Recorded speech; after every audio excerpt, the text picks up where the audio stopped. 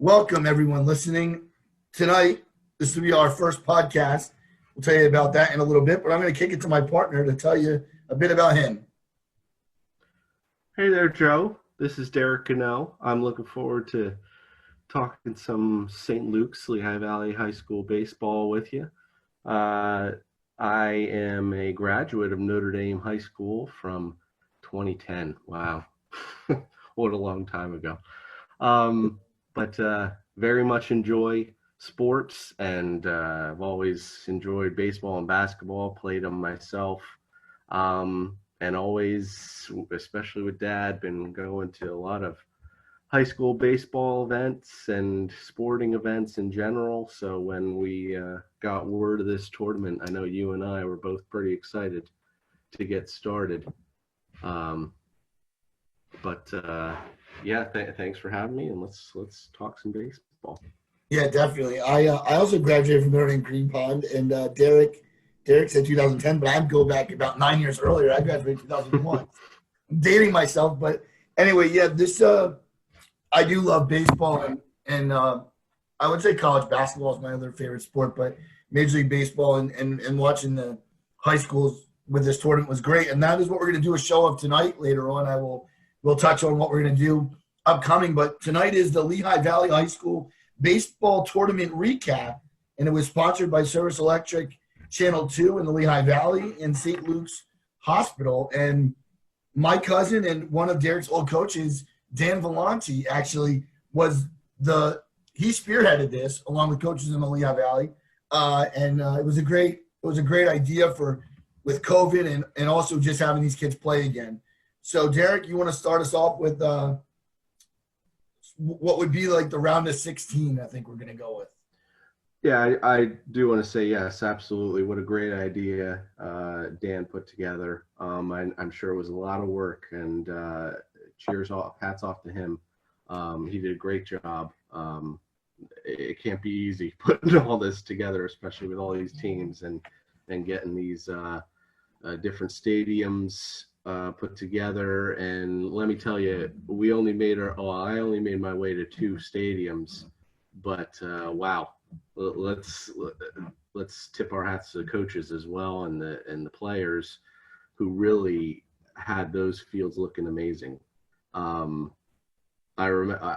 do want to specifically point out that I followed Coach Beddix at Notre Dame on Twitter, and he had some before and afters, and like you said, there was pretty much a river through the field, and somehow these guys the very next day, after that monsoon came through, they were ready to go. And the next day, it was pretty remarkable. But as you said, yes, we did have 8 different groups in this tournament. There was Pool A was out in Silver Creek. Pool B was in Palmer Township in Easton, Pennsylvania. Pool C was in Notre Dame High School in Easton, Pennsylvania. Pool D was the Bethlehem Regional, which was played at Freemansburg. Pool E was the Copley Regional. Pool F was the Nazareth Regional. Pool G was up north in the Walnut Port. And Pool H was at Limeport Stadium. And now each team, there were 4 teams in each regional. The top 2 teams from each regional made it into the round of 16. We're not going to run through every one of the teams, but for time restraints. But the top 16 teams made it in a single elimination bracket that were then played at Nazareth, followed by Freemansburg. And I know there were a couple rain issues that I don't.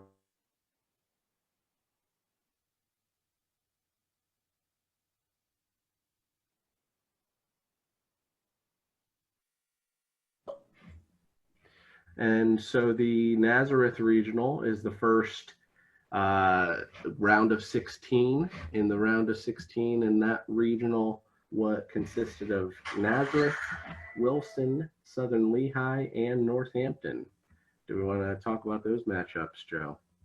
Sure, absolutely. Again, I didn't know much about I knew a little bit about Southern Lehigh going in.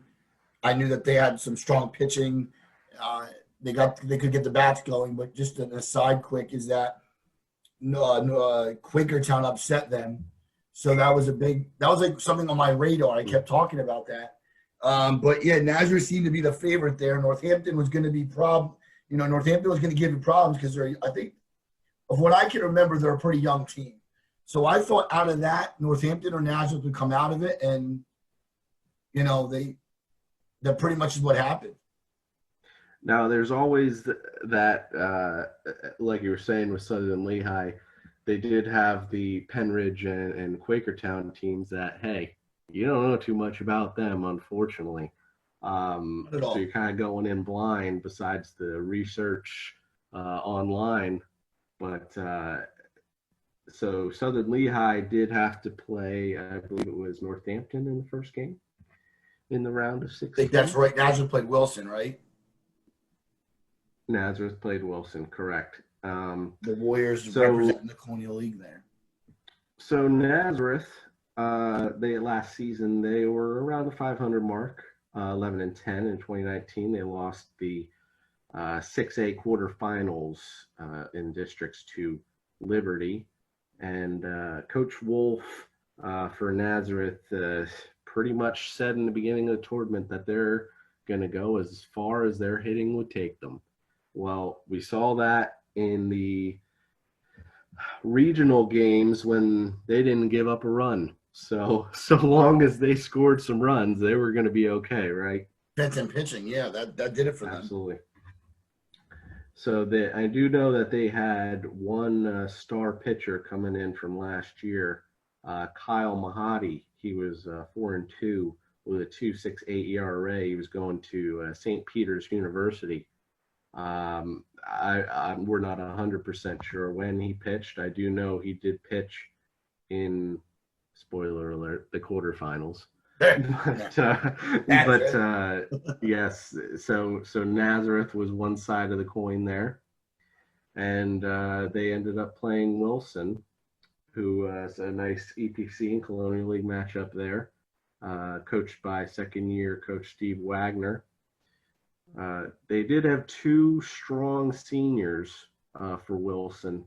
Alex Snyder, a pitcher and shortstop first baseman. He was a second team all area last year and is going to East Stroudsburg University. 3-sport athlete. You don't see too many of those around anymore. Oh, sometimes at Easton. And I actually was able to go to the Wilson and Phillipsburg game in the round of 32 group stage, and I was able to see Josh Harper pitch. He was third team all area last year, and he'll be continuing his education at Northampton Area Community College. And so some strong seniors. I know Coach Wagner did say that they didn't graduate too much. They had a lot of young guys coming back from previous seasons, so he was excited to see where they would go this season. Oh, well, and unfortunately, that got postponed, but we did get this tournament. Right. So what happened with that Nazareth and Wilson game then, Joe? Well, when I looked at that, I really thought that Wilson was going to be able to give a fight, but you have to have pitching in this tournament. It's only a week. And Nazareth ended up edging out Wilson 4-3. So credit to the Blue Eagles for just getting the job done there and knowing that they're going to move on and probably facing a familiar foe in the next round. And the following game was the Northampton Concrete Kids and the Southern Lehigh Spartans, another EPC against Colonial League matchup. And now Northampton did lose to Nazareth in the regional tournament, or in the group stage, I should say. Now they had, against Southern Lehigh, played at Nazareth Borough Park. Southern Lehigh did have, I did see they had a senior outfielder going to Monmouth, Chris Andrews. Lots of underclassmen. I know you talked to Dan Villani about Southern Lehigh, and Yeah. they're a strong up and coming team. If I'm not mistaken, too, and I didn't know this until just when you said that name, but I do watch a lot of high school basketball on TV. And Chris Andrews, I'm pretty sure is a 1,000-point scorer in the basketball team. Mm. So again, they have athletes there, and they're always well coached by, you know, whoever is at Southern Lehigh. They've made changes in the past years, but I do know Southern Lehigh is always a formidable foe. Like absolutely tough team. Tough matchup, unfortunately, for them playing against Northampton. Northampton was 20-4 last year. Very strong squad in 2019. They did get upset by Emmaus in the quarterfinals, who was just a 500 team.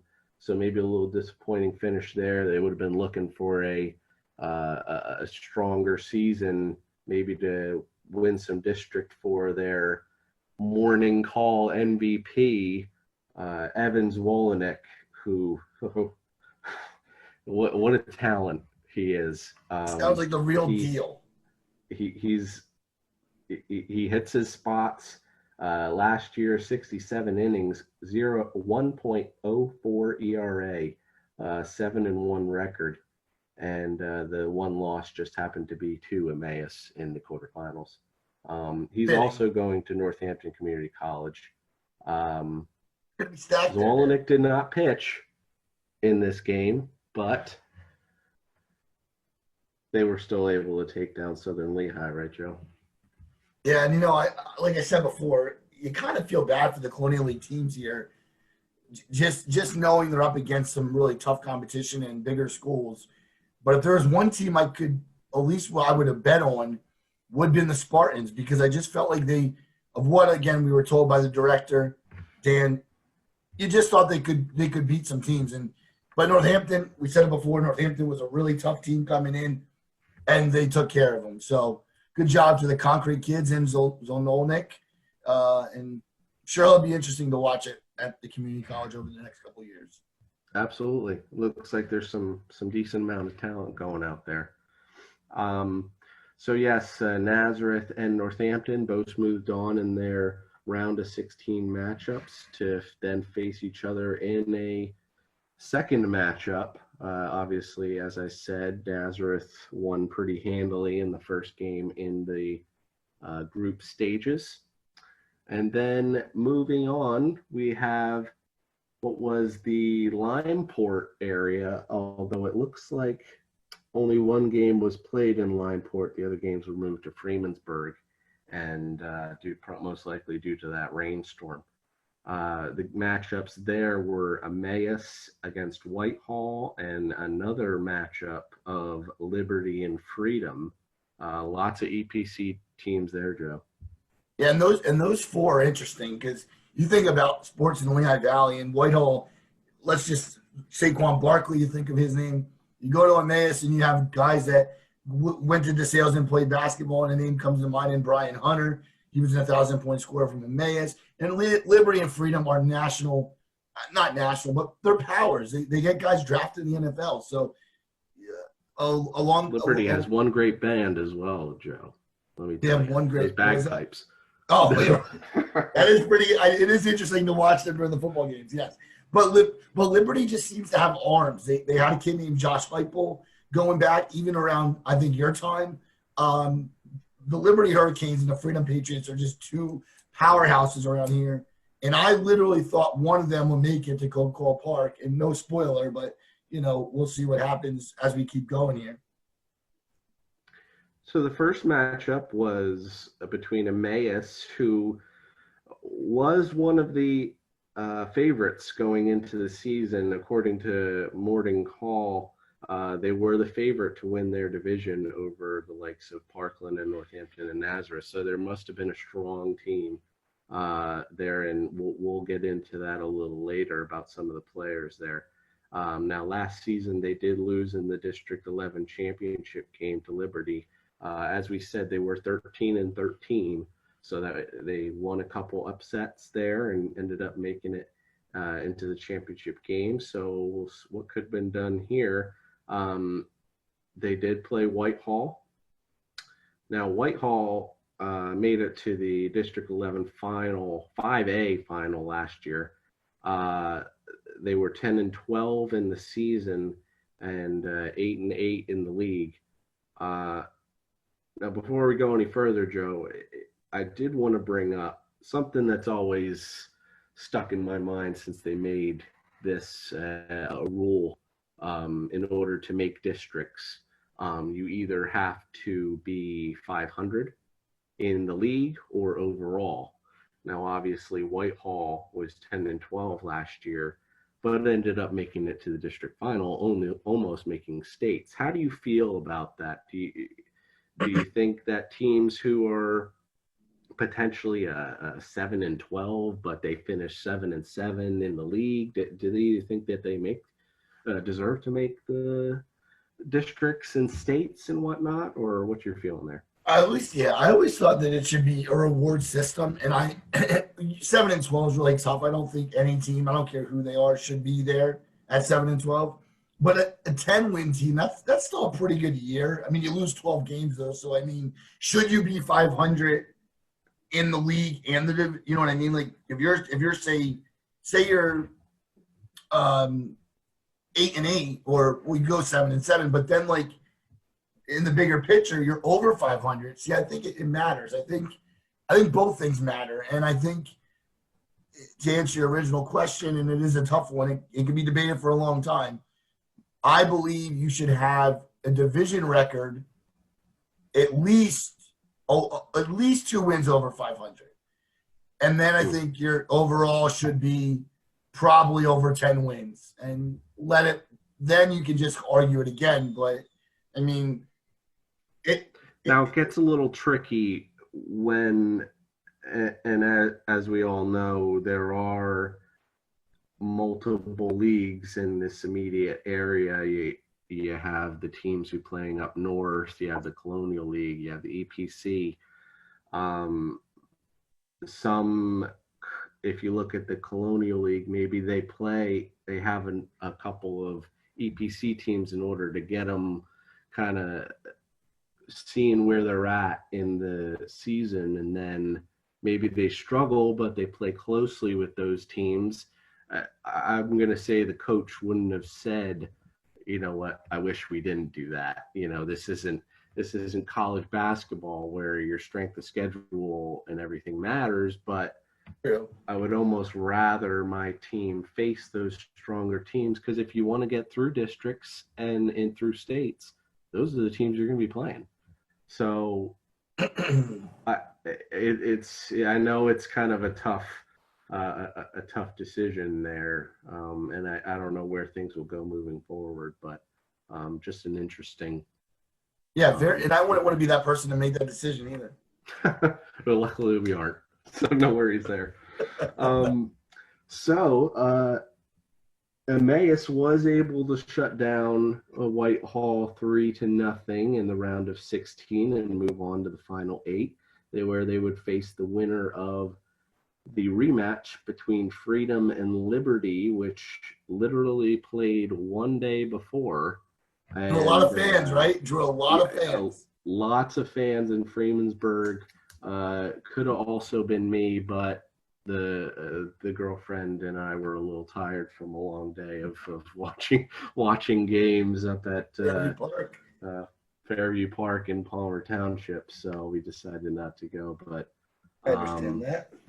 It was a very packed game supposedly, and I'm sure the rematch was the same way. That one turned out a little differently, didn't it, Joe? Yeah, I don't know what to think when you make a tournament like this and you realize that you're going to have these matchups. You're going to have what we're going to talk about in a little bit. I mean, well, Notre Dame Wilson matched up earlier in the tournament. It was good for Wilson that they didn't have a lot of tough opponents in Notre Dame, and Wilson kind of stuck out of there. But going back to Liberty and Freedom, again, Liberty has arms. Liberty usually brings bats. Freedom, I didn't know a lot coming in, but I did know that they were probably a scrappy bunch, that they would probably be able to get enough runs. And actually, when I looked at the score the night I did, and I think I even texted you, I said, Freedom? So I was a little surprised at that. I was surprised that Freedom had the And upset. you never know in rivalry games, unfortunately.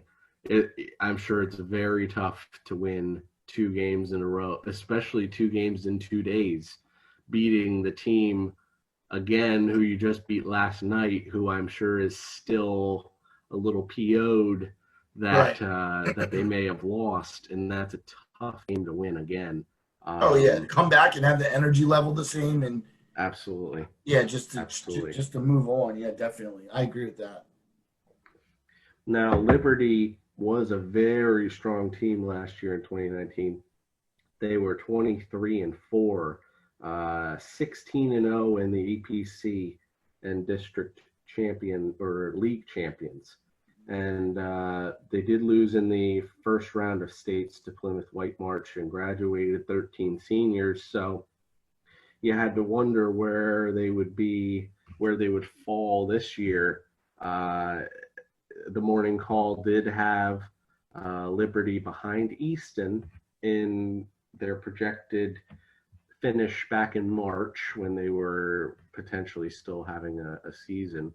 Now, lots of strong players on there. Jack Rothenhausler Jr. hit 394 last year with 36 RBIs. That is a lot of RBIs. Granted, Wow. they did play 27 games. Right. Right. Um, he also pitched 5-1, 1.83 ERA in 40 innings, 42 Ks. He was on the first team for obvious reasons Yeah. in the Yeah. area. Not too bad. And Freedom had a down year, 7-13. But their coach did say that they built up a lot of needed experience. They were a young team, so they had some hopes for this season. They did Right. have senior Connor Howland, who hit 457 average last season, and he was on the third team for all area. Now, full disclaimer, these are players who were big players last year. We don't have the box scores for every single game, so I'm not 100% sure if these Right. players even Right. played this year, but we're working with what we have, right, Joe? Exactly right.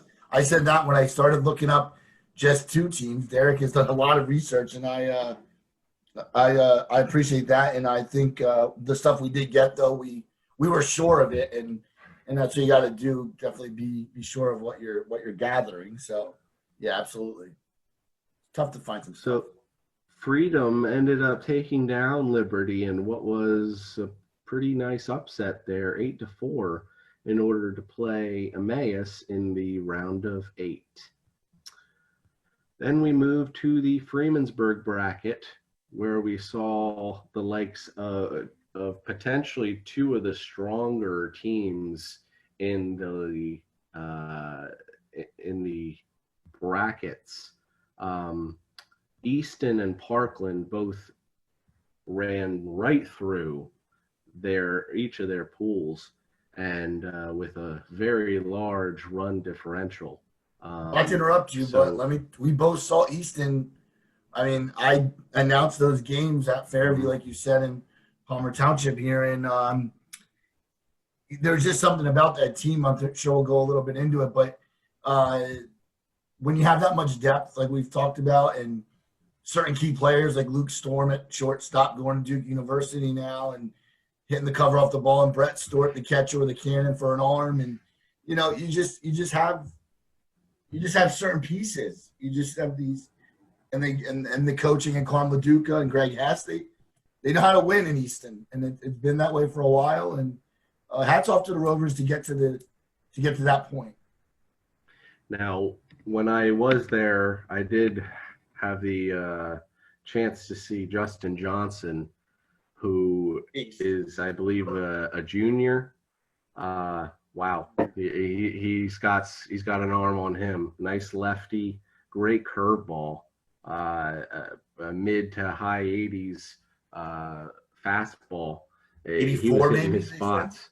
84, 85. 84. Topping Yeah, out. I was looking about 85. The guy doing the radar gun was standing right in my way, so I was luckily able to see that. I also heard that he might be going to Coppin State, so that's a little breaking news. Oh, He might have okay. committed to Coppin State, so he'll be throwing there after next year. Now I know Gustafson is going to Westchester as well, so there was a They're lot of talent on that roster. absolutely. There's Um, just and then they're young. They have 4 sophomores that can pitch, and I just thought that was looking at up and down the roster and learning the players. You just could tell, and a lot of guys interchangeable. A guy hit a home run was an extra hitter. That doesn't happen in many programs. mhm. And so they had the chance to play. So another Colonial League EPC matchup. They went up against Saucon Valley, who Coach Gary Lobb did say in the beginning of the season how they had a lot of strong senior leadership. 10 seniors they were looking forward to potentially moving them through leagues and districts. Now, they were projected to be towards the bottom of the division, below Wilson, Notre Dame, Bangor. Uh, Now, unfortunately for them, they may have done very well in the Colonial League, but Easton was just another animal. And they Like you did said, we have didn't see a a box score, senior. but Yes, yeah. They had a good senior, Brandon Bin, who played second base. He was a second team all area last season. Unfortunately, and I don't know, maybe they ran out of pitching or what, but 11-0, yeah, Easton took them down. And all I'm these. sure next season they'll be moving forward with they'll have to get past those seniors, so Saucon Valley might not have a great look ahead, Right. but you never know. You never know. The second game there was Parkland and Stroudsburg, another very strong EPC team playing a team mostly up north. Stroudsburg was in the pool up in Walnutport where they played against Pleasant Valley and East Stroudsburg, south and north. Um, Now, Parkland finished 16-6 last year, lost in the District 11 semis to Liberty. Blake Barthol, who I do know was very integral part in these semifinal and final matchups. He hit 458 last year as a sophomore, which is pretty amazing. Especially in the EPC. He was a third team all area. They also had a top pitcher, Nikhil Pell, who was 4-1 with a 2.9 ERA last year, who's committed to Bucknell. Wow. Yeah, and Barthol's a pitcher too. I think I read. I think he started a big game for them actually, which we might get into then. But yeah, Parkland. Anytime you think of Parkland, you just think of a great school. They turned out a lot of great athletes, and they continue to do it. So there's some kind of a recipe up there for the Trojans. Absolutely. They graduated at 11 last year, so you would think, well, maybe this is when they have a down year. No, you were wrong. Sorry. Which we will find later in the broadcast here. Now, they did go and play Stroudsburg, who we don't know a ton about the play up there, but I'm sure there's a ton of talent. I do have a Dylan Budai, who was 4-2 last year with 2.96 ERA. Unfortunately, they were not able to take down Parkland. They lost 7-3, and which was not too bad of a game. Oh, they hung in there. So we got that tasty Easton and Parkland matchup. It's coming. Yep. So we were moving forward to the Copley Regional, where we had Notre Dame playing Central Catholic and Pleasant Valley playing Penridge. Now the final 8 game actually was moved to Nazareth Park, but Couple teams that we knew pretty well in this bracket, huh, Joe? Yeah, I got to look at Central Catholic, and at first I was impressed. They beat up Penargil well in that first game, and Bangor was a great 2-1 game. But the one thing Central was not doing well, because they could play defense, but they were not scoring runs.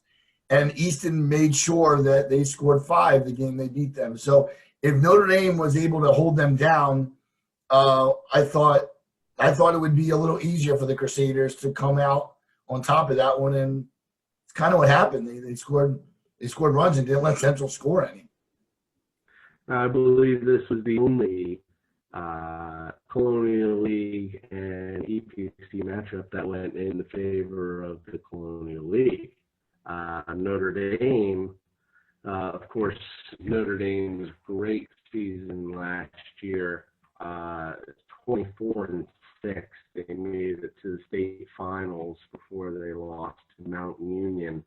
But losing the Lehigh Valley Live Player of the Year and Stephen Luke, lots of seniors. I'm sure lots of people were saying, oh, maybe this will be a down year for Notre Dame. Well, that didn't happen, did it? There's a lot of talent there. Yeah, there is. And it starts with Coach Bevick's. Great coach, great guy. They just know what – there's just programs that you've seen over the years come out of kind of nowhere. And we both played there, and we know people that played there, and it wasn't the same back then. They're getting a lot of talent. They're getting multi-sport athletes and names we can get into. But the bottom line is you start winning, and it kind of just – these guys want to go to the field. They want to play. And when they got out to Mountain Union, I did say it was either going to be – easy for them, or it was going to be a tough game, and it ended up being the latter. It was tough, and it was sad to see those kids look that way, but they come back and they made a run in this tournament. So hats off to the Crusaders for a deep run in this tournament. Now, still, which is a stat I told you about the other day that I heard on the radio, and it's pretty crazy that there still has not been a baseball state champion since the 1997 Catastock Rough Riders. There have been basketball champions, there have been football champions in this area, but for some reason we cannot break through in baseball. 23 years since our last state championship in the area. Yeah, I don't know if I'm more shocked about who it was or the fact that Easton, Parkland, Liberty, and whoever else you want to name in the Lehigh Valley Conference. I mean, it is amazing to see schools in Pittsburgh and near Philly or whatever you want to say, wherever you're going to play these teams deep into the playoffs and into the tournament. Sometimes you're just overmatched, and I think that has a lot to do with it. But I believe that we're going to see, and I will predict that I think that the Easton Red Rovers will win a state title in the next 10 years in high school. You heard it here. You heard it here first. Well, so Notre Dame was able to get past Central Catholic by a score of 6-0. They were able to shut down Central Catholic's bats. As we said, maybe that was the flaw a little bit, couldn't get the bats going. They did have a 300 batting average, returned 7 and 9 guys, but they just couldn't get it going, unfortunately, Central Catholic. So no, and Coach Broch just had those guys ready from the start. They had a couple young arms. We saw a 15-year-old sophomore, Antonio Albanese, who I'll give a little credit to. He looked really good as a young kid. He'll be good to watch over the next couple of years. But their bats just were not able to get going in key moments. You see in the major leagues all the time. You can't leave guys on base. And that, you know what? That's just the bottom line. And Central wasn't able to come through. Yes, in their game against Easton, I remember while you might see a 5-1 score, which actually isn't that much of a difference, but Right. they had their chances. They had a couple of bases loaded situations they weren't able to come through on, but so Notre Dame was able to go through there into the final 8, and they were the only Colonial 8 team left in the final 8 teams. Who they would be playing would be either Penridge Rams or the Pleasant Valley Bears. Now, of course, not being from the area, none of us know about either of those teams. Now, Pleasant Valley did have a junior, Brandon Ratty, who hit 446. Their top pitcher from last year did graduate, and Penridge actually has a couple of athletes that most notably senior infielder Ray Knight, who is going to play at Misericordia, who was a 4-year starter, and he was one of the talents that pushed Penridge through past Pleasant Valley and on to Notre Dame.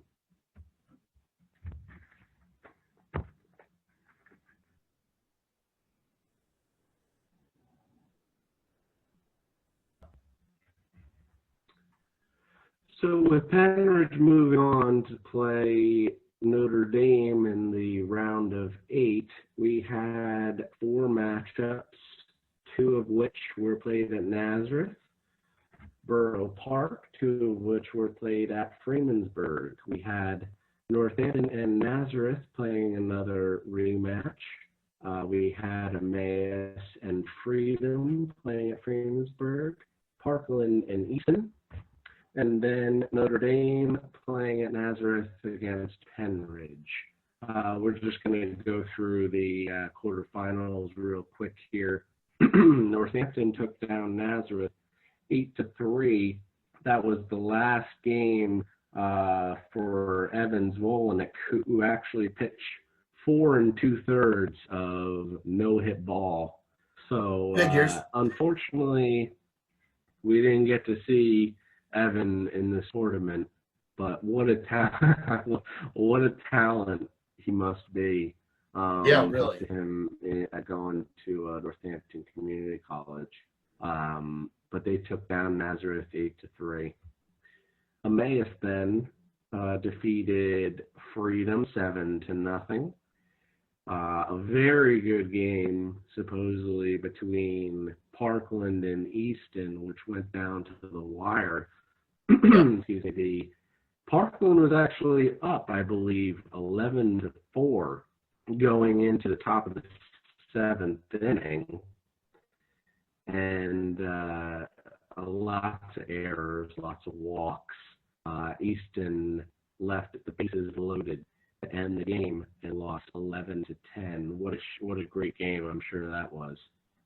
Now the Notre Dame Crusaders took down the Penridge Rams 4-3, and did that one get rain shortened, Joe? You know, I think it did. I think Notre Dame was up a couple runs, and then the rain came, and that was after the big rainstorm we had, of course, the day before. But yeah, Notre Dame, it actually was official. They did go on to win, and led by their infielder Colin Quintana, who's the quarterback of the football team. He had a big hit. Jackson Schollenberger, the catcher, had another big hit. So Coach Beddix's boys really came through with the bats in that game against the upstart Penridge Rams.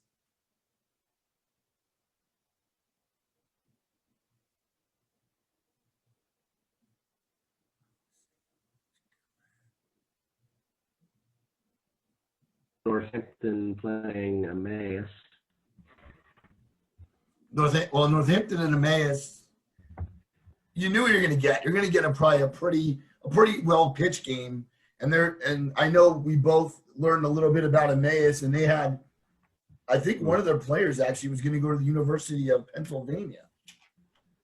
That's correct. Right? It's Hensler, I think I'm going to say it was. Wyatt Hensler. Wyatt Hensler, yes. Yeah, he Shortstop hit going to Pennsylvania. 321, 26 games last year. And in his senior year in the tournament, he really was going to prove to be hard to stop. And apparently he was. And they have some arms in Braden Waller and Jaden Gallagher, who both posted ERAs and they're young, a junior and a sophomore. So as a freshman and sophomore last year, they're breaking through. So Emmaus really was going to be tough to beat, and they ended up with the victory over Northampton. Yeah, they defeated Northampton 7-3. You have to wonder if maybe Northampton ran out of pitching by that time.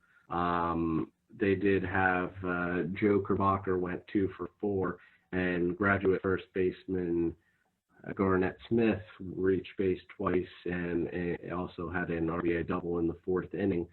Northampton does have 10 graduates. Zwolenick did get in to pinch hit, and he actually walked, I heard. So I'm not sure if that was his first at-bat ever, but hey. So, yeah, unfortunately, Northampton wasn't able to get past Emmaus, and Emmaus moved on to the championships at Coca-Cola Park. So it was going to be a Green Hornets and the Parkland Trojans for the championship.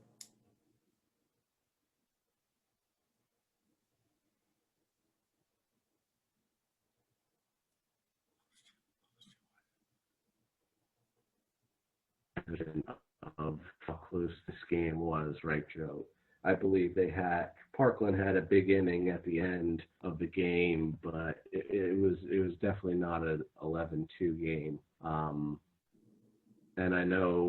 I'm sure Coach Beddick's got a question by the papers that may have said, Parkland and EPC may have had more talent. Well, guess what? That wasn't true. They had a big inning at the end of the game, and they kind of fell apart a little bit. You have to remember, we did play at Coca-Cola Park, right? So this is a very big stage.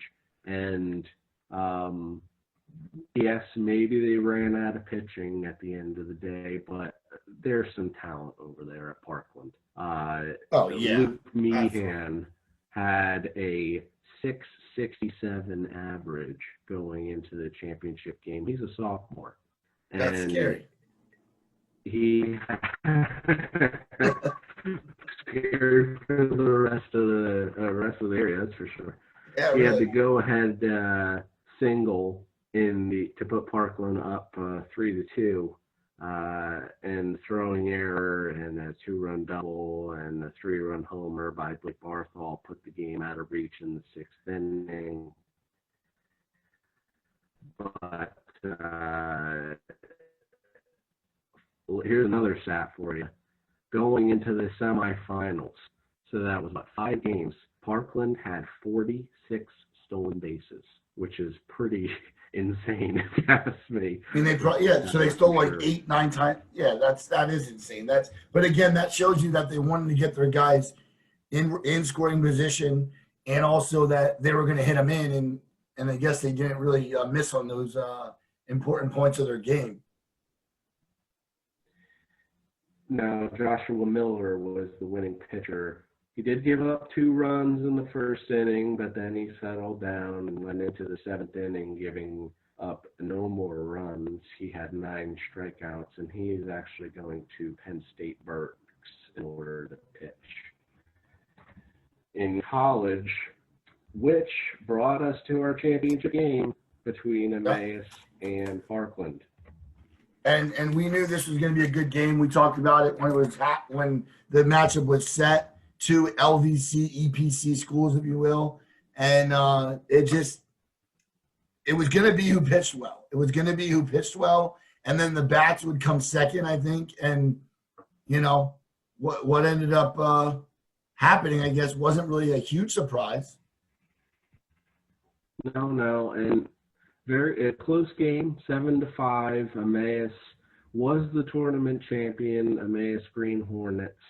As far as Parkland, Jeremy Piekowicz went 3 for 3, and struck out 4 in 3 innings of relief. They did have 4 doubles as a team, but unfortunately couldn't get past Emmaus and the talent that they had out there. Now the MVP went to a player from Emmaus, correct, Joe? Yeah, if I'm pretty sure we mentioned it before, didn't we? Yes, I We believe mentioned. that was shortstop White Yep. Penciler going Yep. to University of Pennsylvania. That's right. And he and I never saw him play, but I would think that he was probably going to be um, a fit for whoever he was playing. And I'm sure Parkland knew him well. They see each other usually twice a year. So both schools being in the Allentown area, I think Hensler put his stamp on the game and realized that this was it. This was their moment.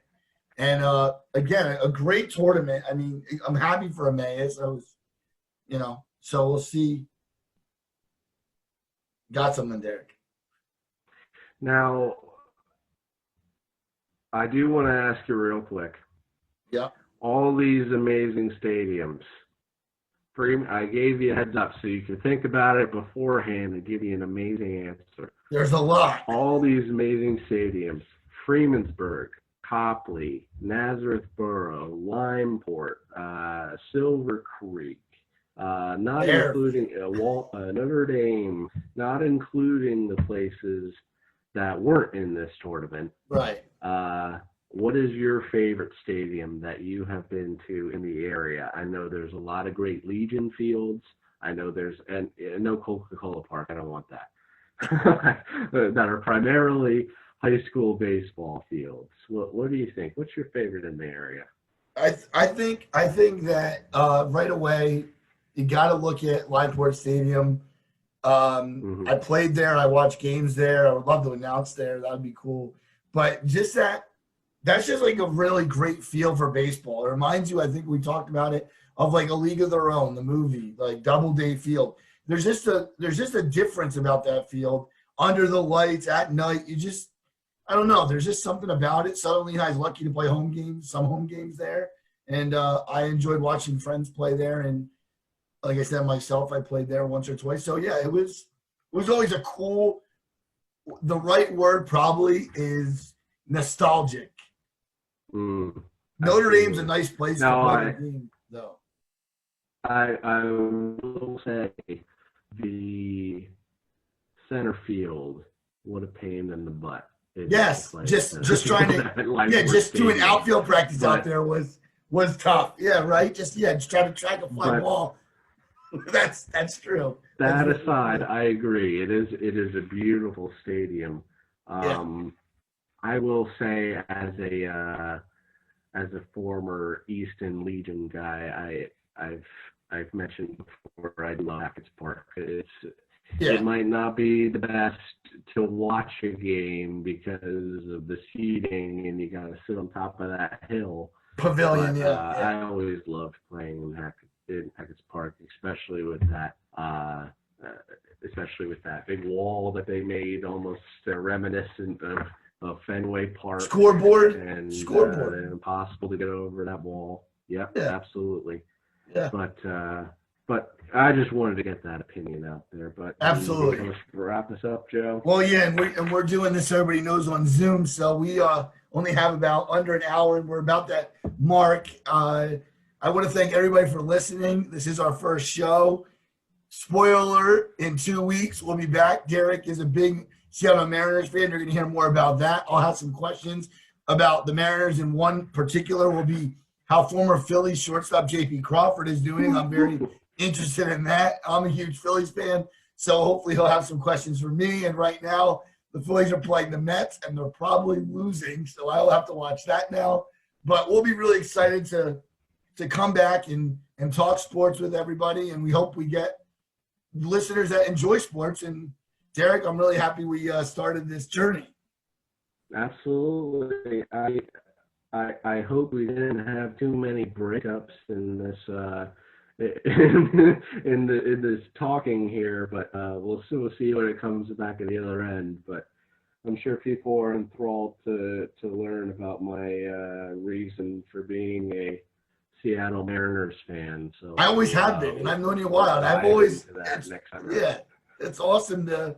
And just quick before you go, real quick, I think I remember at church one time I said to you, I'm like, I know you're a Seattle Mariners fan, and I give you a lot of credit for it because they don't always win, but it's just They one of never those things. win. Never. Well, they won in the '90s with those guys, and that's something we can touch Well, on. okay, There was some great teams back then. I mean, you saw King Felix though, so there's always something to talk about when it comes to these baseball teams. But yeah, that's gonna be one question I'll have is what the heck got you in to being a Seattle Mariners fan, and that will be next time. Absolutely.